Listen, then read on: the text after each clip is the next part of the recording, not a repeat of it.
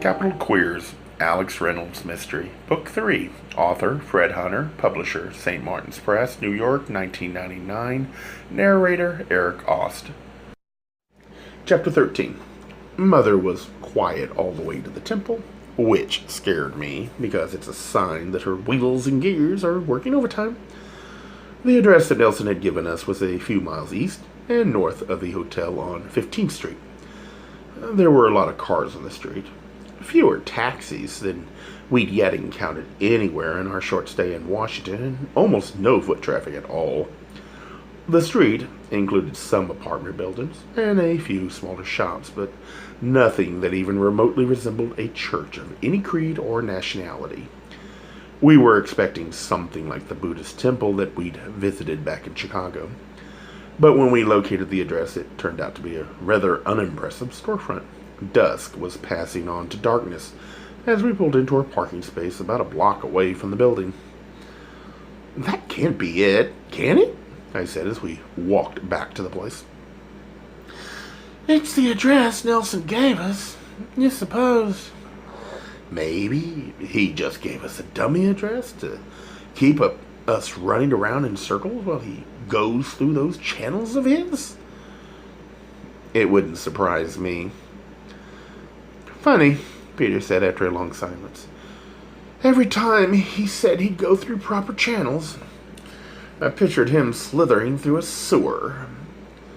I laughed a little too loudly at this, which showed that I was much more nervous than I was trying to let on. "What do we do now?" said Peter, laying a hand for a moment on the small of my back. Apparently my anxiety hadn't escaped him. "Play it by ear." "You're talking as if I'm not coming with you," said Mother. I'd been dreading this moment. I'd let her come this far, if anyone could ever be said to be letting my mother do anything. But I really hoped I could keep her from going in with us. On the way, I'd thought of something that might make her happy. "I was hoping you would stand lookout for us." "Lookout?" she said, raising her eyebrows as her voice slid up an octave. "Of course, we need someone as a lookout. If the three of us go in there and something goes wrong, we'll be cooked. Nobody else will know where we are." "Nelson knows," Peter said, unhelpfully. "He doesn't know where we're here now," I replied, shooting him a warning glance. I turned to Mother. "I want you to stand lookout. If there's any sign that something's gone wrong, or if you think we've been in there too long, call Nelson, or the police, or anybody, but get help." Mother gave me a slow, appraising look. Then she said, "Right, I'll be over there." Before I could reply, she skittled across the street and secreted herself in a darkened doorway. Peter and I continued to the store, and after taking a deep breath, went in. Even though there was nothing on the outside of the store to indicate that there was any kind of temple inside, a bell over the door clanged loudly as the door opened and closed, but nobody appeared to answer in it. The interior was choked with oriental doodads that looked a little too realistic to appeal to the general tourist trade. There were musty-looking oriental rugs, small gold or gilt statues of different Asian figures, large, ornately carved wooden chests, and smaller cabinets that looked like they did dual service as staircases. There was also a large array of Buddhas, small, large, and in between, made of varieties of materials. Some of the small ones had in their laps glass cups that held votive candles. They looked like some strange hybrid of Buddhism and Catholicism. The air was thick with a heavy, unrecognizable aroma that wafted from one of the brass incense burners displayed on a glass counter near the back of the store. The incense, combined with the stale air and the closeness caused by the congested wares, were all working together to make it difficult to breathe. "Is anybody here?" I called out softly.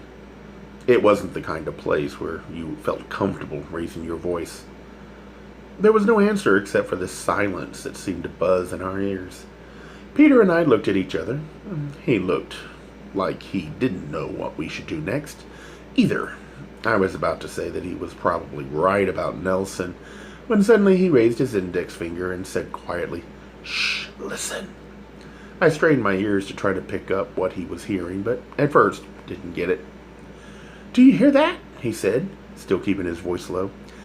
"It sounds like chanting or something." I listened even more intently, and after a few seconds I realized what he was talking about. There was a very low sound that seemed to be coming from somewhere in the distance. It probably had been going on since we entered, but since it wasn't exactly singing and it seemed to be pretty far away, neither of us noticed it at first. "Where is it coming from?" I said. Peter cocked his head for a moment, then went over to a curtained doorway behind the glass counter. He parted the curtain slightly and listened. "Back here, somewhere." He glanced back at me, and I shrugged, then followed him through the curtains. The back room was even more choked with goods than the front, but they were packed neatly in boxes which were stamped, "Made in Thailand."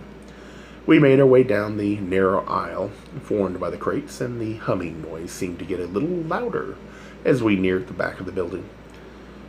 "I don't like this," I said, sounding just like the ineffectual heroine in some B-grade jungle movie from the 30s. But it was very dark, and the noise was beginning to spook me. As we neared the back of the storeroom, we saw what looked at first to be a railing sitting in the middle of nowhere and not attached to anything. But when we reached it, it turned out to be the top railing of a staircase that spiraled down through the floor to a rather dank-looking basement.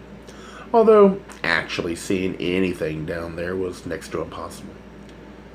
"You first," said Peter with a smile. "I really don't like this," I replied.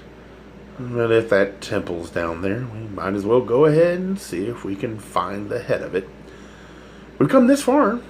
I heaved a sigh that seemed to vibrate out of me in sporadic bursts, then began to climb down the stairs as quietly as I could. Peter followed behind me. Once we were below the first floor level, the chanting seemed louder, but still curiously distant. Halfway down the stairs, I turned back to Peter and whispered, "You don't think they could keep a giant gorilla down here, do you?" "Don't make me laugh," he said, putting a hand over his mouth. "Just trying to lighten the moment," I continued downward with a renewed admiration of Fay Ray's pluck. We reached the bottom of the stairs and found ourselves in a wide vestibule that had been partitioned off from the rest of the basement by a set of dark velvet-looking curtains that hung from ceiling to floor. Apparently, they were the reason the chanting seemed muffled. The curtains were thick enough to absorb almost anything, even a scream, my mind insisted on adding. The little anteroom we were in was lit only by tall candles and sconces on the walls. The floor and the walls were dank-smelling cement. It reminded me of every movie I had ever seen about a cult. Along the wall behind the stairs was a long set of wooden pegs. Many of the pegs were empty, but the rest held long black robes that hung by their hoods on their individual pegs. We exchanged glances, and I whispered, "The better part of valor. It might give us a chance to get the lay of the land before we take any unnecessary chances." "Unnecessary chances?" Peter managed to snort softly. We donned robes and flipped the hoods up over our heads, hoping that if we kept our faces to the floor, we wouldn't be recognized, until we had time to identify who the head of the place was and decided on some way to get to talk to him alone. Once we were properly clad, we went to the break in the center of the curtains, slid it aside, and stopped cold before we stepped in. I had expected a bunch of people squatting on the cold basement floor in a more or less bare room. What we found instead was a room that challenged the Lhasa Buddhist temple in style and elegance. Everywhere there was red and gold, and a long altar stretched across the back wall. Dozens of people, all identical in their black robes, sat cross-legged on mats on the floor, staring at the altar and chanting. Now that we were in the room, I could tell it wasn't just a hum. They were actually singing words, but They kept their voices so low and static that it sounded like one tone. There was nobody at the altar, so we had no way of knowing whether or not anyone was leading them. We stopped and stepped through the curtain's opening. There was one man standing in to the side, apparently some sort of sentry. He nodded once, and we nodded back, trying to make it look as much like his movement as possible. As we continued into the room, the man stepped out through the opening and closed the curtains behind him. The air was even heavier there than it had been in the shop above. All of these people so close together, the lack of windows and the chanting all seemed to suck what little air there was right out of the room. Peter touched my arm and cocked his head slightly in the direction of an open space on a mat to our right. I followed him, and we sat. I'm about 2 years in a health club, away from attempting the lotus position, so I tried to keep my legs hidden under the robe so that nobody would notice that I was just sitting. I scanned the room backward and forward, looking for whoever might be their leader, hoping maybe he would have, I don't know, a crown or a hat, or maybe the high priest of this religion got to wear a red robe instead of a black one or something. But my original assessment had been correct. All of them were identical, and from the back, there was no way of telling any of them apart. The congregation could have been made up of every race and nationality for all I knew. The heat, the stagnant air, and the chanting were beginning to lull me into a semi-comatose state, when I happened to look at the altar and saw something I hadn't noticed before. At first I thought I was hallucinating from the lack of oxygen, but as the light dawned on me, I almost screamed, "Oh my God!" but caught myself in time to make it sound like a verbal stomach cramp. Peter was looking at me with a mixture of concern and admonition on his face, but I couldn't bother about my slip at that moment. I nodded toward the altar as frantically as I could and still kept a low profile, trying to get him to look at it. He finally turned his eyes to it, and after a few seconds turned back to me, his face one big question mark. As little as we wanted to draw attention to ourselves, there was something I had to know. I turned to the black-robed man sitting on my other side. "Excuse me," I said in an anxious whisper. I didn't know exactly how one begins when one is interrupting someone's chanting. He turned a surprised eye at me. "Please excuse me, but that thing on the altar, is that the Matanayan Buddha?" "It is a replica," he said in a soft voice that sounded scandalized at the idea of anyone talking in the temple. I looked to the Buddha and back to the man. "A scale model?" No, it's an exact replica." He held me in his gaze for a moment as if wondering if I were going to interrupt him any further, then turned away and resumed his chant. I leaned over to Peter and whispered excitedly, "We've got to get out of here." "What is it?" "Never mind, come on." We both got up and headed for the break in the curtains. Peter pulled them aside, and we both stepped through. The curtains were immediately closed behind us, and both of us were set upon by attackers whom we could only vaguely see in the dark candlelight of the temple's anteroom. There seemed to be 3 of them, but since we were all clad in those ridiculous flowing robes, all I could really see during the altercation was black cloth flailing in the air. The man assigned to me threw his left arm tightly around my chest and slapped his right hand over my mouth. I could feel a tightness in my neck and the threat that was clearly implied. One wrong word or move, and he could simply twist my head and snap my neck. Once we were subdued, the third man crossed in front of us into view. I recognized him immediately. "I told you that if you didn't return the diamond to us, the consequences for you would be dire." We tried to do it the right way. Since a response seemed to be called for, the hand on my mouth loosened. "You didn't tell me you were one of us," I said. "Who is he?" Peter struggled to say. The hand had not retightened across my mouth, so I had enough mobility to turn my head and look at my husband. He was being held much the same as I was. We looked like participants in a really ugly hazing party. This is the nice man who popped out from behind our garage and warned me about keeping the diamond. I turned back to the guy and said, I just can't see how you could work in the Thai import company in Chicago and be the head of this crazy religion here. As if to prove my point, the man holding me tightened his grip painfully when I said the word crazy. I'm not a Montanean priest, said the man with a very unpleasant smile. I'm just one of I believe you would call it, the flock. I wouldn't dare call it anything, I replied. Look, we came here to see you, or to see the head of this place. You must be mad. No, I'm not. We don't have your goddamn diamond, and I was hoping whoever was in charge would have enough of his brains left that we could get him to understand that. The man didn't reply. He looked as if he didn't know whether to think we were the dumbest pair of queers on the face of the earth or to admire our bravery for doing something so, well, dumb. He looked over my shoulder at the man holding me and said, Bring him along. And then he headed into a dark corner at the end of the row of wooden pegs to a door that I hadn't noticed before. We weren't so much dragged as we were pushed awkwardly along after him.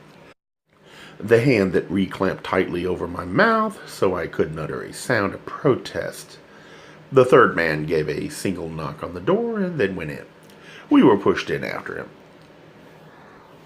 Once inside, the door was slammed behind us, and our captors released their hold and stepped back, remaining an obvious presence so that we'd know there was no use in trying to escape. The room was small but elegant in the same style as the temple outside. The walls were deep red, and so was the carpet. On the wall to the right, there was a painting of a smiling Buddha with a glittering jewel in his navel.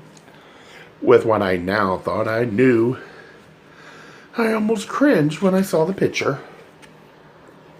A very small, bespectacled man sat in a red velvet chair behind an oak table. He had a thick, graying mustache and amused brown eyes. He was smoking a pipe with an inordinately long, curved stem, and a thick stream of smoke rose from the business end. He was clad in a red silk robe. At least, I'd been right about one thing. He did dress differently from the rest of them, but at that moment I didn't think the words, I was right, would be a comforting epitaph. So, you wanted to meet the high priest of the Montanean temple, said the garage man. Here he is. He gave a deferential bow in the direction of the priest and backed away. Yes, said the priest. You must be Alex Reynolds, the man who is holding the stone of our Buddha hostage. No, I'm not, I said, sounding exactly like a 12-year-old. I mean, I am Alex Reynolds, but I'm not holding anything hostage. It's rather the other way around, don't you think? Said Peter. Really, said the priest with a wicked smile. Our people have followed the stone from the temple in Thailand to the doll company to Washington and then to Chicago. The trail ends with you. No, I said, feeling bold with anger now that I was face to face with this guy. The trail ended with our friends, Mason and Ryan, two of the sweetest guys on the face of this earth who were murdered for nothing by your people. They were sacrificed because they had something that belonged to us, the significance of which you could never understand. And they refused to return it, and now it has passed on to you. His face reddened and his eyes hardened. But I tell you that the trail will end with you. He slammed his fist on the table so suddenly that I'm ashamed to say I was startled and jumped back slightly. He shouted something in his language, waving a hand in our direction. Apparently he was giving an order to his two thugs, because Peter and I were both grabbed from behind, and before we knew what was happening, we were each pinned to the wall. I recognized the two men had been holding us at once. They were the same two men who had attacked us in our house. Both of them had produced those horrible ceremonial knives that I had seen before, and were holding them to our necks as if we were a pair of prize turkeys that were about to become Thanksgiving dinner. My, I said through my constricted throat. Everyone has come to Washington, popular place. The priest rose from behind his table and crossed to us. He brought his face up to within a couple of inches of mine and said, I think it doesn't matter now whether you tell us where the diamond is or not. You have defiled the diamond with your tricks and your stubbornness, and you will pay the price. He stopped suddenly and raised his eyebrows, a little smile appearing on his face, as if he just had a new idea. But perhaps you may still save your mother. Perhaps if you tell us where the diamond is now, we will let her live. But only perhaps. As for saving yourselves, I'm afraid we're past that point. I was about to be gutted like some decrepit old building, only more painfully, and all I could think of was the scene in Raiders of the Lost Ark, where the leering Nazi is threatening Marion with a red-hot poker. Marion says she could be reasonable, and as I sneered back, that time is past. Oh, Christ, I thought. I'm going to die with cheesy movie dialogue on my lips. Where is the diamond? The priest demanded loudly, the two assailants shoving us hard into the wall again for punctuation. I've never really thought of myself as valorous, but at that moment, knowing that my life was about to end, all I could think of was that I had an opportunity, however slight, to make a last grand gesture and hopefully save my mother, and it wasn't going to be an empty gesture because now that I'd seen the statue on their altar, I really did think I knew where the diamond was. I stammered, knowing that once I'd complete the sentence, it would all be over. But before I could say another word, there was a high-pitched, blood-curdling scream from the little anteroom outside. Fire! Fire! The voice screamed. There was only a split second before all hell broke loose. The door was flung open from the outside by one of the black-robed Montanans, and we could easily see that there really was a fire blazing precariously close to the curtains separating the anteroom from the temple. In fact, for a moment, I thought it actually was the curtains that were ablaze. Our two assailants were startled enough that they released us, and even the priest seemed too surprised by the scene outside to be concerned about our whereabouts. We darted out the door only a moment before they realized what we were doing and took off after us. The Montanan who'd opened the door was racing toward the spiral staircase, and we followed, caught in the surge of people as the congregation made a chaotic dash toward the staircase. The only way out of the fire trap of a building, the crowd swept us out of the grasp of our pursuers, who had lost their advantage in the brief moment it had taken them to realize we were fleeing. As we ran, I kept thinking, torn curtain, torn curtain, torn curtain. Don't get separated from Peter or you'll never see him again. The Montanan we were following reached the bottom of the stairs with Peter and me close behind. We clambered up the stairs, all the while being shoved from behind by the others who were desperately trying to save themselves. As we reached the top of the stairs, the overhead sprinkler system finally kicked on, drenching the screaming mob and managing to whip them into an ever higher state of hysteria. We ran through the narrow lane of boxes in the back room, through the shop, and out onto the street. When we reached the curb, the Montanan who'd been leading us suddenly wheeled around and yelled, "Get to the car!" "What?" I shouted. I stopped in my tracks, completely dumbfounded, and Peter came to an equally abrupt stop beside me. The wet, hooded Montanans continued to spill out into the street. "Get to the car!" "Mother," I said loudly, finally recognized the voice from beneath the hood. "Oh, do shut up and run, won't you? They're right behind us." "No wonder I was thinking of torn curtain," I said crossly. "We've been rescued by Julie Andrews." "Hoods up, dears," she said as she took off down the street. We put our hoods up and took off after her. She was right, of course. People were swarming out of the temple and taking off in all directions. With our hoods up from behind, our pursuers wouldn't be able to tell us from anyone else.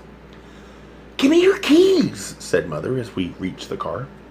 I tossed them to her without question because she always was a better getaway driver than I could ever be. When it comes to some things, Mother has absolutely no nerve, and And as she'd just demonstrated, when it comes to others, she has all the nerve in the world. Only of a different kind. "What in the hell were you doing in there?" I demanded once we were speeding down the street. "Saving your skins, it would seem." Once again, she had that exhilarated look on her face that worries me so much.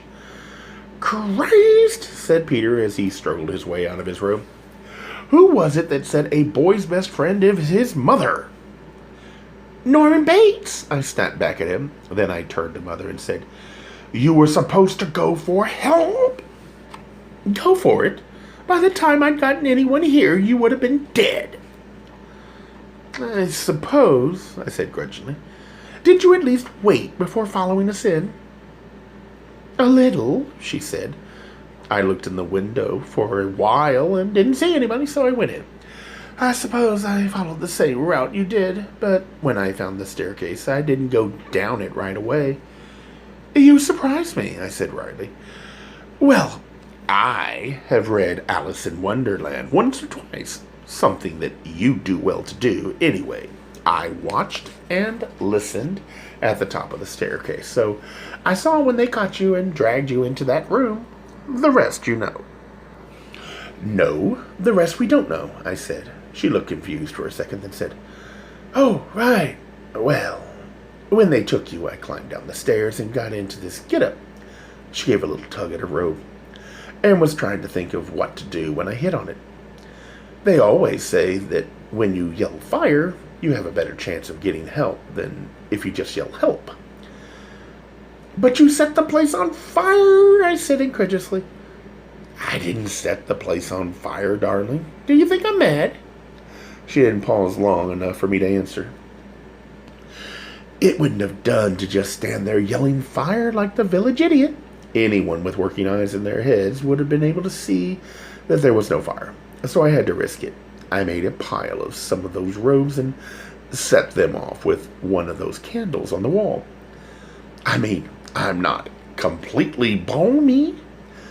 I did check first to make sure they had sprinklers on the ceiling, and the whole place was cement. Except for the curtains," I added ungraciously. "Is that what you call getting our chestnuts out of the fire? By setting us on fire yourself? You could have killed us all." "Well, darling, you were dead anyway," she said with a nonchalant shrug. "Have you completely lost your mind?" She looked at me pointedly and said, "When it comes to protecting you, yes." "Do you have any doubts they would have killed you?" "I would have set the whole damn town ablaze to get you out of there." I didn't know what to say. "Thank you" seemed so inappropriate at the moment. "Our most immediate concern, though," Mother continued, "is what in the bloody hell are we going to do now?" "We've got to get back," I replied excitedly. "I know where the diamond is." "What?" Peter and Mother exclaimed in unison. "I know where it is. We've had it all the time." "Then we have to get back to Chicago tonight," said Peter from the back seat. I turned around and looked at him. "No, we don't. We brought it with us." "I didn't realize until I saw that goddamn Buddha," I said as Mother unlocked the door to her hotel suite. "All this time, all these people have been talking about the stone coming from Buddha's navel, and like a pack of idiots, we just assumed that it was huge. But they had a replica of the Montanean Buddha at that temple, and it is less than a foot tall." Mother opened the door and switched on the lights as she walked in. We followed her, and Peter closed the door behind us. The dog was lying on the bed with his forepaws crossed in front of him as if he were praying, and while he should have been, I could have killed him, if only for the fact that he couldn't talk. If he could, it would have saved us a lot of trouble all the way around. He lifted his head and looked at us curiously as we approached the bed. "It's okay, doggy," said Mother. "Nobody's going to hurt you." She reached down and turned that ridiculous Zsa Gabor collar of his around until she found the clasp, then undid it and slipped it off. The three of us stood there peering at the glittering rhinestones, trying to figure out which one was the stone that had cost so many people their lives. At first, they all looked the same to me. I thought Hamilton said the diamond was purple, I said. No, not purple. Violet, Peter said. With all the blood that's been spilled over it, it should be red, I replied. Mother continued to turn the collar around between her fingers, till suddenly she stopped and pointed to one stone with the nail of her thumb. There it is. Where? There. She slipped her nail under the stone and pried it off, letting it roll down into her palm. But that's not violet, I said. Look closely at it. Peter and I stared down into her palm as if she was holding the secret of life. The stone caught the light and glittered in her hands, and at first I thought my eyes might be playing tricks on me, but I actually thought I caught a hint of violet. He didn't say the stone was violet, Mother explained. He said it had a natural violet cast. Very, very like violet. But this stone is so small, Peter said. It can't be worth all that much money. Mother pursed her lips. Well, it could be worth as much as 70 or 80,000. Both Peter and I turned slowly toward her, wondering at her sudden demonstration of gem valuation. She blinked. It's not as if I've never been in a jewelry store before. But this thing isn't even worth that much money, and all these people have been killed over it? Intrinsic value, Peter said, reminding me of Hamilton's word. It wasn't the money. Oh, good Lord, Mother exclaimed as she sunk down onto the bed. She held the stone between her thumb and index finger. I can't believe we've been so stupid. Do you realize what this means? This is why Ryan didn't want to take the doggy with him when he went home the night after he stayed with us. But why didn't he go home at all? Peter asked. Because he didn't want us to know he was making plans to get out of town, I said.